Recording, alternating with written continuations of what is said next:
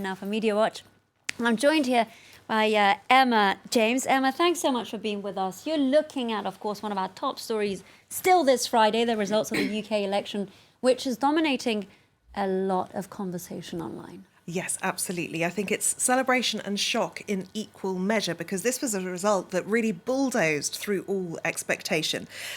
Really summed up very well by Christian Adams in the Evening Standard with this cartoon. You've got Boris Johnson in his newly rebranded JCB there. It used to say Get Brexit Done. Now it says the People's Government. That's his new message of the moment. And you can see he's driven straight over the opposition leader, Jeremy Corbyn, who's saying this calls for a period of reflection.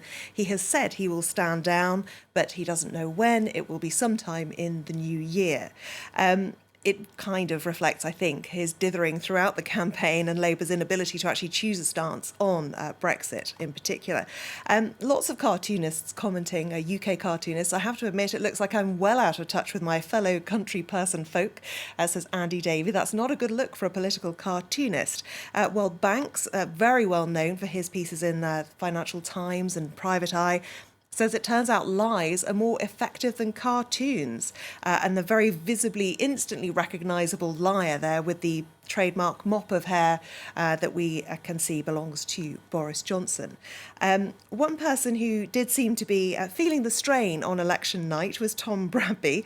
He'd been fronting 8 hours of coverage on ITV News. At the end, that was his reaction. He thought he was off air, and he was on TV. But unfortunately for him, it carried on going on YouTube, where it was streaming live, and a lot of people sharing this online, saying that's exactly how they felt about the results too.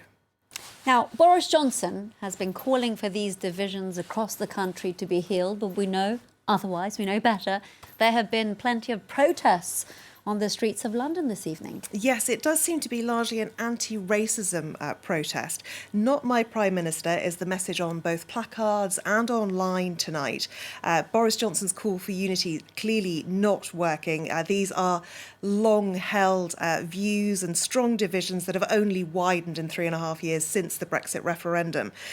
So on the streets of London, this reporter asking a country united, well, clearly not. Chants of Boris Johnson, not my Prime Minister.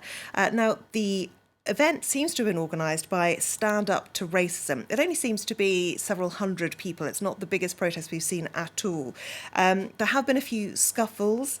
No reports yet of any arrests, though, but you'll notice the myriad of hashtags there: refugees welcome, migrants welcome, and the like.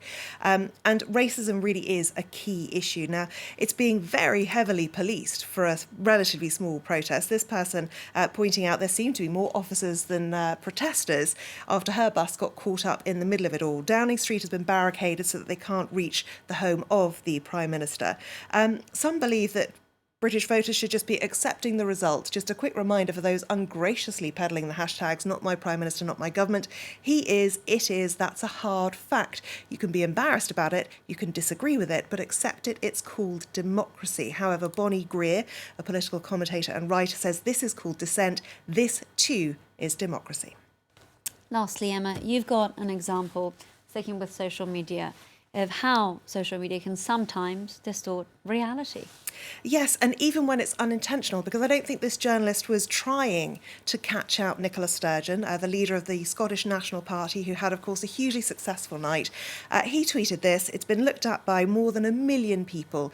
And as he puts it, she was caught by Sky's cameras when she learned about Liberal Democrat leader Jo Swinson losing her seat.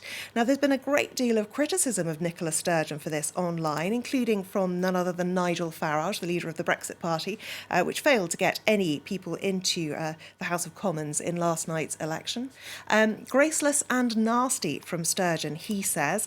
This woman saying this is so unacceptably ungracious, but you can pitch this story in an entirely different way, because this Scotsman says that she was caught by Sky when she learned about Amy Callaghan winning her seat, a young woman who's battled cancer and is a shining inspiration for the power of politics. Now, Amy Callaghan suffered skin cancer. It spread to other parts of her body too, starting at the age of 17. So she's had a lengthy battle with cancer, and she really is seen by so many as a real inspiration.